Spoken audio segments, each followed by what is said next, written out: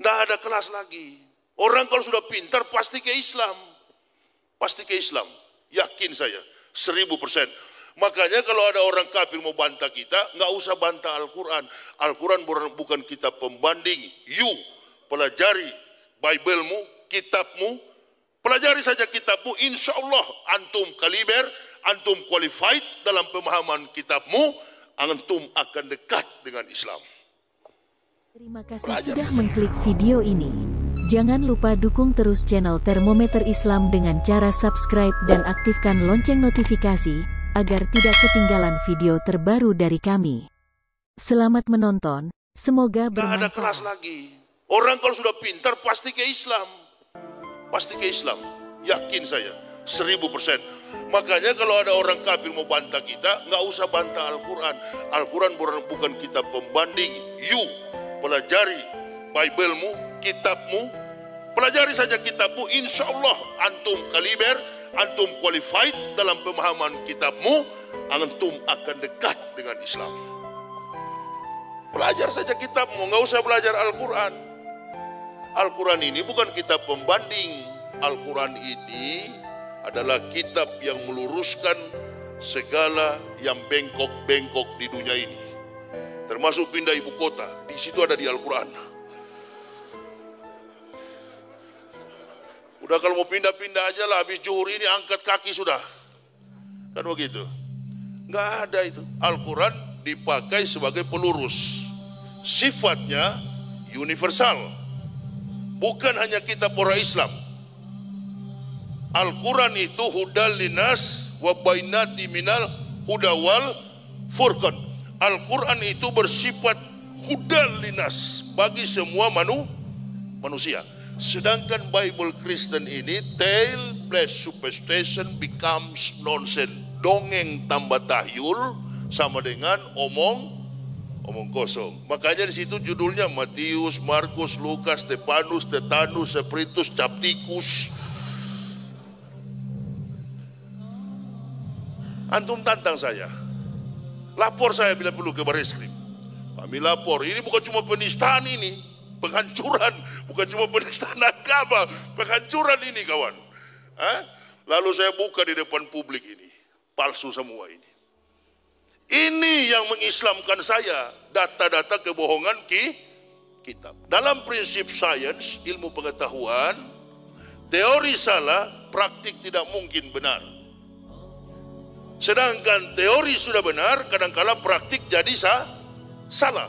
Artinya begini, sedangkan Al-Quran sudah benar, ada nabi yang terakhir Nabi Muhammad, di Indonesia masih ada juga Ahmad Musadek. Artinya begini, sudah benar Al-Quran, masih ada juga orang Islam yang salah. Apalagi orang Kristen. Di mana relevansinya antara Isa dengan Kristen? Di mana relevansinya, hubungannya, hubungan historik, hubungan teologis, hubungan antropomorfistis Isa dengan agama Kristen. No history, no truths. No truths, no theory. No theory, no science. Tidak ada sejarah, maka tidak ada kebenaran. Tidak ada kebenaran, maka tidak ada teori. Tidak ada teori, maka tidak ada ilmu pengetahuan. Ini teorinya sungsang semua. Teorinya tidak jelas. Fakta historiknya kabur. Dan ini tidak ada hubungan dengan bahasa Injil. Ini bukan Injil. Ini kitab Kristen yang dipakai sekarang ini. 200 tahun Isa sudah naik ke langit, barulah kitab ini ada. Makanya judulnya Matius, Markus, Lukas, Yohanes, dan semua di luar kepala saya isinya itu. Karena mencapai gelar doktor, lain kali jangan disebut-sebut doktor itu siapa? Itu doktor bukan doktor dari Madinah itu, doktor kafir jadi nggak usah. Saya larang jemaah disebut-sebut saya doktor. Kita orang Manado ini nggak bangga dengan gelar. Ya, orang dapat ijazah itu kan karena dia belum tentu dia kualifikasi dan kemampuan IQ-nya kuat.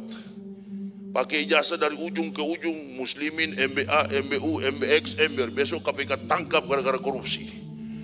Ini kan orang suka-suka pakai gelar ini, apalagi gelar doktor begini. Ya, kemampuan itu. Tapi pernah belajar, pernah tahu tentang sejarah kitab para nabi. Kami pelajari, kami telusuri, dan kami yakini inilah pegangan hidup dan mati kami sekeluarga. Agama Islam. Keluar saya. Bayangkan secara psikologis sulit bagi kami untuk tembus ke dalam Islam itu. Yang pertama, kalau kita baca dari studi antropologi budaya di Indonesia, satu-satunya provinsi yang paling fanatis beragama Kristen itu Manado. Dan pendeta-pendeta kaliber di dunia ini, khusus di Indonesia secara nasional, itu di Manado sekolah pendetanya. Bukan di timur, bukan di Papua, bukan juga di Medan, di Sumatera. Pendeta-pendeta kaliber adalah di Manado. Itulah sebabnya saya, keluarga nggak percaya. Mati kamu Yahya. Saya sudah panggil 50 pendeta berdoa supaya kau mati. Berapa hari Pak? 3 hari. Berangkat ayah saya tahun 2010 ke Rahmatullah, saya sampai sekarang belum mati-mati. Bagus kalau kita didoakan orang kafir, tambah sehat kita. Amin ya robbal. Tapi jangan kalau kita dikutuk oleh sesama bidakwatil fuqara'i, apalagi doa orang-orang miskin. Orang miskin yang beragama Islam, doanya tajam sekali itu. Kalau didoakan, kalau kita dikutuk, didoakan oleh cepat mati oleh kafir, alhamdulillah sehat-sehat saya sampai sekarang. Mana bapak saya yang dulu kembali ke Rahmatullah. Hari keempat saya telepon, saya belum mati kawan. Kurang ngajar fardomen. Jadi kau belum mati? Belum. Ente katanya lebih dulu mau mati. Memang durhaka kamu. Berapa hari lagi? Bayangkan 50 pendeta taruh tangan di kepala. Berlutut sini. Ini pendeta-pendeta ini saya yang wisuda. Masya Allah. Karena detik-detik terakhir saya mau masuk Islam, saya naik mimbar gereja itu kan tinggi. Wah. Memang lebihnya di Kristen itu satu, hari Minggu kalau waktu pendeta saya paling enak, mimbarnya kan tinggi. Jadi biar nggak nonton XX1, bisa nonton ke bawah ibu-ibu yang baju satu tali kan begitu. Itu kelebihannya. Bu, ada di atas. Ini ahwat di atas, kalau di gereja tidak. Kristus sangat mengasihimu. Ada yang datang pakai short pendek, you can see, baju satu tali. Pendeta mau-maunya itu.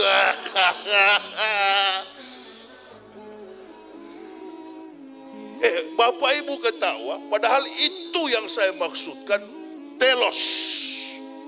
Sebuah tujuan dan harapan dalam pembahasan nilai, ekselensi, etika, logika, estetika. Al-Islamu ya'lu wala yu'la alaihi. Agama Islam itu adalah agama yang tinggi. Aina dina indallahil Islam. Tidak ada agama yang diridhoi Allah kecuali agama Islam. Jadi orang Islam ini jangan kau ancam-ancam dengan penjara, apalagi mati seperti kami. Masya Allah. Al-mu'minuna la ya'mutuna bal yun kolun. Orang Islam tidak pernah mati, tapi mereka pulang kampung. Pegang itu baik-baik. Harta yang paling bernilai dalam hidup ini adalah iman Islam. Datang bertaruh tangan di kepala, dalam nama Yesus keluar roh Islam. Sampai bengkok mengiler saya. Saya cuma ketawa-ketawa di bawah. Ini goblok-goblok ini kenapa doakan saya? Dia saya yang pendetakan, saya yang wisudahkan, saya yang tahbiskan. Kok dia mendoakan saya sekarang? Dia mendoakan saya keluar roh Islam. Gak keluar-keluar.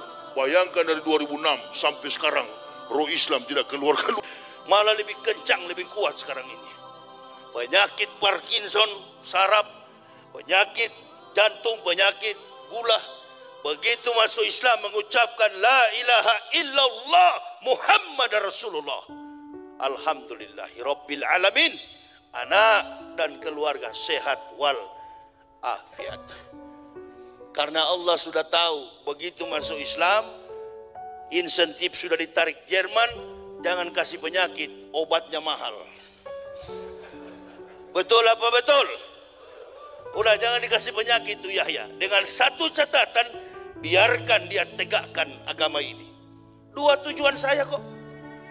Memperkokoh ukhuwah Islamiyah supaya bersatu, NU Muhammadiyah bersatu, dan memanggil kaum kafirin supaya masuk Islam. Itu pun jangan semua dipanggil. Nanti kalau sudah semua, siapa yang di neraka itu persoalan. Jengkel kali ya. Islam harus begitu. Makanya bersatu kita ini. Mau NU Muhammadiyah yang pakai jenggot, yang tidak pakai jenggot, kaki celana agak tinggi, yang agak molor, nggak apa-apa men. Di sana tidak ada malaikat tukang ukur begitu masuk surga, sini kamu dek, berapa panjang jenggotmu, ukur dulu ah. Kata malaikat, berapa panjang jenggotmu? Oh karena kau 50 cm, surgamu paling atas. Kamu Yahya Waloni, berapa senti? 2 cm. Di lantai di ruang tamu. Yang tidak pakai jenggot sama sekali mana? Ini begini. Apalagi muka-muka Cina begini. Ini Pak Dede ini Cina saya. Pak Dede ini bagus. Ini mantan-mantan kafir begini kalau sampai dia tahu isi Al-Quran, Masya Allah. Lebih fanatis dari Bapak Ibu. Betul apa betul? Lebih fanatis dari Bapak Ibu, lebih fanatis dari Ma'ruf Amin kan. Allahu Akbar. Kiai, gak apa-apa Pak Kiai, kita doakanlah Pak Kiai, kasihan. Umur panjang selalu beliau. Al ulama'ul ghafilun ihsaru salasa asnafin minanasi wahum. Kata Nabi kan begitu. Waspadalah dengan 3 golongan manusia di antara kamu. Yang pertama al ulama'ul ghafilun, ulama yang lalai. Ini kafir sampai berani karena melihat banyak ulama yang lalai. Banyak orang Islam yang munafik suka menjilat kotoran kafir. Nah itu, makanya kita doakanlah beliau. Doakan juga orang-orang Islam yang suka menjilat kotoran kafir. Nggak apa-apa, antum kerja di World Trade Center begini, yang punya pasti gedung-gedung ini kafirun. Nggak apa-apa. Memang Allah bikin budak mereka supaya umat Islam santai di dunia ini. Dia berpikir membuat listrik, dia berpikir membuat mobil, kita cuma menikmati. Gitu kan?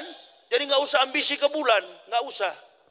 Saya keliling ini habis ceramah ini, malam sudah berangkat saya ke Kampar Riau, mau sampai ke Aceh Belangpidi dalam rangka Muharram. Bukan naik pesawat, keliling pakai mobil, keliling Indonesia. Mengislamkan Muslim, mengislamkan kafirin, dan memanggil saudara Muslim bersatu. Kunut tidak kunut, ayo ke masjid. Sholat subuh kemarin di Bandung, imamnya kunut, saya ikut kunut. Imamnya tidak kunut, saya juga nggak kunut. Lebih cepat, lebih bagus. Apain ente ribut? Bersatu sekarang ini, karena orang-orang kafir ini mulai berani. Padahal dia minoritas. Dia mulai berani menyerang UAS. Menyerang Ustadz Somad sama saja dengan membangunkan harimau yang sedang tidur. Kasihan kau. Kau pertama kafir, kedua goblok. Jangan ustadz-ustadz yang melawan, saya yang melawan. Bukan dengan fisik, bukan berkelahi. Kita debat secara terbuka. Malu kita sama Rocky Gerung. Rocky Gerung itu nggak ke gereja, nggak ke masjid. Tapi dia dekat dengan Islam karena pemikiran segala sesuatu yang rasional di dunia ini, kebenaran adalah Islam. Makanya jangan sempit mengkaji Islam. Islam itu luas maknanya. Segala praktik kehidupan yang lurus, yang benar, itulah Islam.